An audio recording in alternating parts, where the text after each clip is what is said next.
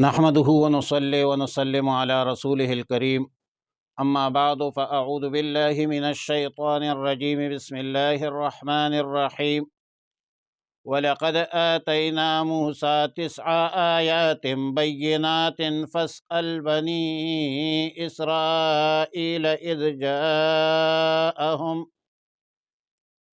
جاءهم فقال له فرعون إني لأظنك يا موسى مسحورا۔ پارہ نمبر 15 سورہ بنی اسرائیل، رکوع نمبر 12، آیات نمبر 101، 102، 103 اور 104۔ وَلَقَدْ آتَيْنَا، اور تحقیق کے ساتھ ہم نے دیا تھا موسیٰ علیہ السلام کو، موسیٰ علیہ السلام کو 9 آیات، 9 نشانیاں، بینات، واضح کلی نشانیاں۔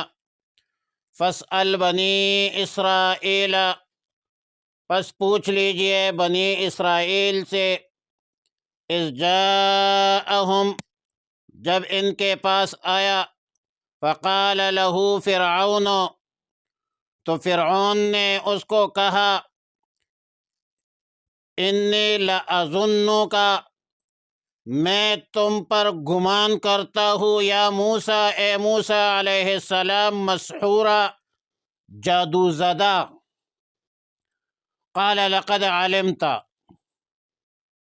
موسیٰ علیہ السلام نے فرمایا، لقد علمت، تو نے جان لیا ہے، ما انزل ہؤلاء، کہ نہیں نازل کیا ہے یہ نشانیاں، الا مگر نازل کیا ہے رب السماوات والارض، جو پروردگار ہے آسمانوں کا اور زمین کا، بصائر، یہ سمجھ بوجھ کی باتیں ہے، وَإِنِّي لَأَظُنُّكَ، اور میں گمان کرتا ہوں، یا فرعون، اے فرعون، مسبورا، ہلاک کیا ہوا۔ فَأَرَادَ، پس ارادہ کیا فرعون نے، أَن يَسْتَفِزَّهُم مِّنَ الْأَرْضِ، کہ نکال دے انہیں زمین سے، فَأَغْرَقْنَاهُ، تو ہم نے غرق کر دیا فرعون کو، وَمَن مَّعَهُ جَمِيعًا، اور جو ان کے ساتھ تھے سب کے سب، وَقُلْنَا، اور ہم نے کہا، من بعدہ، اس کے بعد، لبنی اسرائیل، بنی اسرائیل کو، اسکنوا فی الارض، اسکنوا فی الارض، کہ تم، لبنی اسرائیل، اسکنوا فی الارض، کہ تم سکونت اختیار کرو زمین پر، فَإِذَا جَاءَ وَعْدُ الْآخِرَةِ، اور جب آ جائے آخرت کا وعدہ، جئنا بکم لفیفا، ہم لے آئیں گے تم سب کو جمع کر کے۔ آیات مذکورہ آیات نمبر 1 میں فرمایا کہ وَلَقَدْ آتَيْنَا مُوسَىٰ 9 آیات بینات، ہم نے موسیٰ علیہ السلام کو 9 نشانیاں عطا کی، جو کلی نشانیاں تھی۔ مفسرین لکھتے ہیں کہ ان بینات سے مراد معجزات ہے، اور جو 9 معجزات تھے، نمبر 1 عصا، نمبر 2 ید بیضا، جس کو گریبان میں، یعنی ہاتھ کو گریبان میں ڈال کر نکالنے سے وہ چمکنے لگتا تھا، سفید ہو جاتا۔ ید کا معنی ہے ہاتھ، اور بیضا سفید کو کہتے ہیں۔ تیسری نشانی فلق البحر، بنی اسرائیل کے لیے دریا پار کرنے کے لیے دریا کو پاڑنا۔ نمبر 4 فرعون اور اس کے قوم پر قحط کا نازل ہونا۔ نمبر 5 قوم فرعون کو ٹڈی جوئے مینڈک کے عذاب میں مبتلا کرنا، نمبر 6 طوفان کا بھیجنا، نمبر 7 والدم خون کا عذاب، نمبر 8 پلوں کی کمی، یہ بھی عذاب تھی، اور نمبر 9 زبان کی لکنت کا ختم ہونا۔ جس طرح کے مفسرین لکھتے ہیں کہ مبینات سے مراد معجزات ہے، اور موسیٰ علیہ السلام کے معجزات اس کے علاوہ بھی ہے۔ مثلا پتھر سے چشموں کا جاری ہونا، اور من اور سلوہ کا نزول وغیرہ، بہت سارے انعامات، احسانات، معجزات جو قرآن کریم میں اور احادیث صحیحہ میں موجود ہے۔ لیکن ابو داؤد شریف میں، سنن نسائی میں، سنن ترمذی میں، ابن ماجہ میں بسند صحیح سیدنا صفوان ابن عسال رضی اللہ تعالی عنہ سے منقول ہے کہ ایک یہودی نے اپنے ساتھی سے کہا کہ مجھے اس نبی کے پاس لے جاؤ جو نبوت کا دعویٰ کرتے ہیں۔ تو یہودی کے ساتھی نے کہا کہ اسے نبی مت کہو، اگر ان کو خبر ہوئی کہ ہم بھی انہیں نبی مانتے ہیں، نبی کہتے ہیں، تو اس کی آنکھیں چار ہو جائے گی، یعنی ان کو فخر و مسرت کا موقع ملے گا۔ پھر جب یہ دونوں رسول اللہ صلی اللہ علیہ وسلم کی خدمت میں حاضر ہوئے، دریافت کیا کہ موسیٰ علیہ السلام کو جو 9 بینات دی گئی تھی وہ کیا تھی؟ تو رسول اللہ صلی اللہ علیہ وسلم نے فرمایا، نمبر 1، اللہ کے ساتھ کسی کو شریک مت بناؤ، لا تشرکوا باللہ شیئا۔ نمبر 2، ولا تسرقوا، چوری نہ کرو۔ نمبر 3، ولا تزنوا، زنا مت کرو۔ اور نمبر 5، ولا تقتلوا النفس التي حرم اللہ الا بالحق، ناحق قتل مت کرو۔ کسی بے گناہ پر جھوٹا الزام لگا کر قتل و سزا کے لیے پیش مت کرو۔ جادو مت کرو۔ وَلَا تَأْكُلُوا الرِّبَا، سود مت کھاؤ۔ پاک دامن عورتوں پر بدکاری کا بہتان مت باندھو۔ وَلَا تَوَلَّوْا الْفِرَارَ يَوْمَ الزَّحْفِ، میدانی جہاد سے جان بچا کر مت بھاگو، بگوڑے مت بنو۔ اور اے یہودیو، خاص کر تمہیں یہ حکم ہے کہ یوم السبت، ہفتے کے دن جو خاص احکام تمہیں دی گئی ہے ان کے خلاف ورزی نہ کرو۔ اور جب ان دونوں نے رسول اللہ صلی اللہ علیہ وسلم کی گفتگو سنی تو دونوں نے رسول اللہ صلی اللہ علیہ وسلم کے ہاتھ اور پاؤں چوما، بوسہ دیا اور کہا کہ ہم گواہی دیتے ہیں کہ آپ اللہ کے رسول ہیں۔ اور رسول اللہ صلی اللہ علیہ وسلم نے فرمایا کہ تمہیں پھر کس نے میرے اتباع سے روکا ہے؟ تو کہنے لگے کہ سیدنا داؤد علیہ السلام نے اپنے رب سے یہ دعا کی تھی کہ ان کی ذریت میں ہمیشہ نبی ہوتی رہتی ہے، اب ہمیں خطرہ ہے کہ اگر ہم آپ کا اتباع کرنے لگے تو یہود ہمیں قتل کر دیں گے۔ حضرت الاستاد شیخ التفسیر حضرت مولانا رحیم اللہ نور اللہ مرقدہ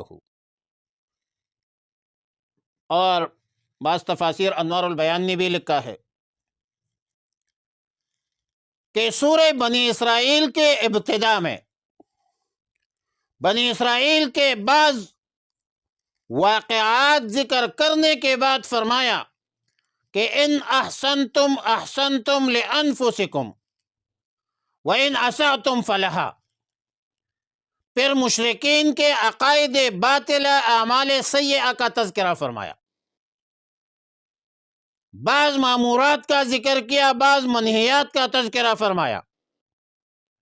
اب بنی اسرائیل کے دشمنوں کا تذکرہ ہے، خاص کر فرعون کا ذکر ہے، جس میں بنی اسرائیل اور خاص کر ان معاندین حاسدین کے لیے عبرت کا مقام ہے کہ موسیٰ علیہ السلام کو ہم نے واضح طور پر کلی نشانات دی، معجزات عطا کی۔ موسیٰ علیہ السلام بنی اسرائیل میں سے تھے، بنی اسرائیل کئی سو سال سے مصر میں رہتے چلے آ رہے تھے۔ سیدنا موسیٰ علیہ السلام کو اللہ تعالیٰ کے طرف سے حکم ملا کہ فرعون اور اس کے قوم کو نصیحت کیجیے ہے، اذهب الى فرعون انه طغى، اور قوم بنی اسرائیل کو فرعون کے چنگل سے چھڑا کر ان کو آزاد کیجیے۔ بنی اسرائیل کے غلامی اور غلامانہ زندگی کو ختم کر کے ان کو آزادی اور خود مختاری کے راستے پر ڈال دیجیے۔ حضرت موسیٰ علیہ السلام نے بڑی نرمی سے، بڑے پیار سے، بڑے محبت سے اللہ کے حکم کے مطابق فرعون کو دعوت دی۔ سیدنا ہارون علیہ السلام بھی ساتھ تھا۔ وَقُولَا لَهُ قَوْلًا لَيِّنًا لَعَلَّهُ يَذَّكَّرُ أَوْ يَخْشَىٰ، لیکن فرعون نے بڑے احمقانہ گفتگو کی، بڑے جاہلانہ گفتگو کی، بڑے الزامات لگا دیے۔ سیدنا موسیٰ علیہ السلام کو جادوگر کہا، جادوگروں کو بلا کر موسیٰ علیہ السلام سے مقابلہ کروایا، اور اس کا تفصیلی واقعہ سورہ انعام رکوع نمبر 13 اور سورہ طٰہٰ رکوع نمبر 3 میں مذکور ہے۔ بہرحال فرعون اور ان کے وزراء اور ان کے مشیر اور درباریوں نے موسیٰ علیہ السلام پر ساحر اور مسحور کا الزام لگا دیا۔ معالم التنزیل میں محمد ابن جریر رحمہ اللہ سے منقول ہے، فرماتے ہیں کہ مسحور کا ترجمہ جو ہے معطی علم السحر ہے۔ معنی یہ ہے کہ حضرت موسیٰ علیہ السلام کو جادو کا فن دیا گیا۔ سیدنا موسیٰ علیہ السلام نے بڑے جرأت سے، بڑے بہادری سے فرعون کو جواب دیا کہ یہ چیزیں میرے سامنے آ رہی ہے، میرے ہاتھ میں جو چیز ظاہر ہو رہی ہے، یہ صرف اور صرف اللہ تعالیٰ نے نازل فرمایا ہے۔ اور ظاہر ہے کہ ظالم بادشاہ کے سامنے حق بات کرنا یہ بہت بڑا جہاد ہے۔ افضل جہاد کیا ہے؟ کلمۃ حق عند سلطان جائر اے ظالم۔ اور عبرت تھی، موسیٰ علیہ السلام نے جو چیزیں پیش کی وہ ان کے لیے عبرت کی چیزیں تھی، وہ نصیحت تھی۔ لیکن فرعون جو ہے اپنے گمنڈ میں، تکبر اور غرور کی وجہ سے عناد پر اتر آیا، انکار پر اتر آیا۔ موسیٰ علیہ السلام نے فرمایا اے فرعون میں آپ کو مصبوراً دیکھتا ہوں، جو کچھ تم کرتے ہو اس کا انجام بہت برا ہے، اور میں سمجھتا ہوں کہ اب تمہاری ہلاکت قریب ہے۔ موسیٰ علیہ السلام نے بنی اسرائیل کو مصر چھوڑنے کا حکم دیا۔ فرعون تو اجازت نہیں دے رہے تھے، کیونکہ بنی اسرائیل کو فرعون نے غلام بنا رکھا تھا۔ لیکن فرعون نے دیکھا کہ ابھی بنی اسرائیل کے پاس قیادت آ گئی،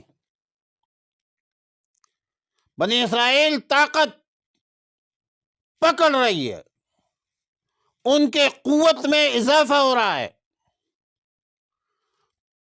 تو فرعون کو اندیشہ ہوا جس طرح کہ عام حکمرانوں کو اندیشہ ہوتا ہے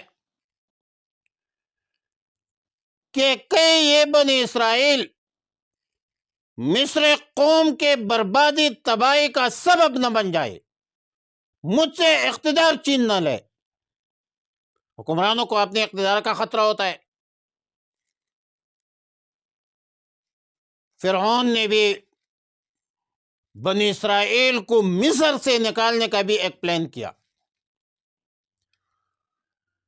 اور پلان کیا تھا آیات نمبر 103 میں فرمایا فَأَرَادَ أَن يَسْتَفِزَّهُم مِّنَ الْأَرْضِ۔ تفسیر الروح المعانی لکھتے ہیں، علامہ آلوسی فرماتے ہیں کہ پلان منصوبہ یہ تھا کہ بنی اسرائیل کو ایک ایک کر کے قتل کر دیا جائے، اور سورہ اعراف کی آیت سے اس کی تائید بھی ہوتی ہے کہ فرعون نے کہا تھا کہ سنقتل ابناءہم ونستحیی نساءہم وإنا فوقہم قاہرون، ہم ان کے مردوں کو خوب کثرت سے قتل کریں گے، عورتوں کو زندہ چھوڑیں گے، اور ہمیں ان پر غلبہ حاصل ہے، یا مصر سے جلا وطن کریں گے۔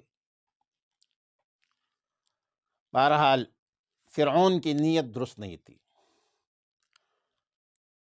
لیکن اللہ رب العالمین تو مسبب الاسباب ہے، واللہ خیر الماکرین ہے۔ اللہ تعالیٰ نے فرعون کے سب تدبیریں جو ہے الٹ دیا، فرعون کو ساتھیوں سمیت، وزیروں، مشیروں، گورنروں سمیت غرق کر دیا۔ فَأَغْرَقْنَاهُ وَمَن مَّعَهُ جَمِيعًا، اور آیت نمبر 104 میں فرمایا وَقُلْنَا مِن بَعْدِهِ لِبَنِي إِسْرَائِيلَ اسْكُنُوا الْأَرْضَ، ہم نے اس کے بعد بنی اسرائیل کو کہا کہ اس زمین میں سکونت اختیار کرو۔ قرطبی فرماتے ہیں، امام علامہ قرطبی رحمۃ اللہ علیہ فرماتے ہیں اے ارض الشام و مصر، یعنی مصر اور ارض شام میں آپ لوگ سکونت اختیار کریں۔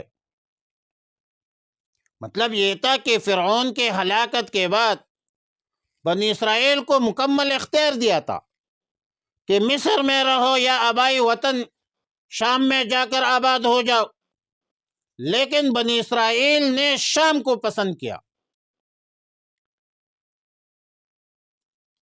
پھر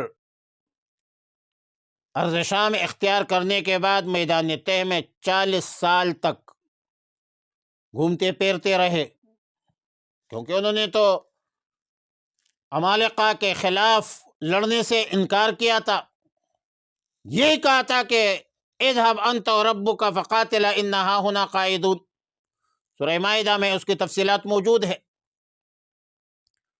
اور پھر فرمایا فَإِذَا جَاءَ وَعْدُ الْآخِرَةِ جِئْنَا بِكُمْ لَفِيفًا، پھر جب آخرت یعنی قیامت کا وعدہ آ پہنچے گا، قیامت قائم ہوگی، تو ہم آپ لوگوں کو اس حالت میں اٹھائیں گے کہ سب ملے جلے ہوں گے، مختلف جہات سے، اطراف سے، اکناف سے، مختلف زوایہ سے تم اٹھ کر چلے آؤ گے، میدان حشر میں تمہیں جمع کر لیا جائے گا۔ اور بعض مفسرین کا قول ہے کہ کافر قبور سے اٹھ کر جب بدحالی دیکھیں گے تو مسلمانوں کی جماعت میں گھس جائیں گے تاکہ ان کے لپیٹ سے بچ جائے، جس پر اللہ تعالیٰ کا حکم ہوگا وَامْتَازُوا الْيَوْمَ أَيُّهَا الْمُجْرِمُونَ، اے مجرموں آج کے دن علیحدہ ہو جاؤ۔ اس کے بعد کافروں کی جماعت دوزخ میں ڈالی جائے گی اور مسلمانوں کی جماعت جنت میں داخل ہوگی۔ اللہ رب العالمین ہم پر اپنا فضل کرم فرما دے اور دین پر چلنے کی، حق پر چلنے کی، حق بولنے کی توفیق عطا فرمائے۔ وآخر دعوانا الحمدللہ رب العالمین۔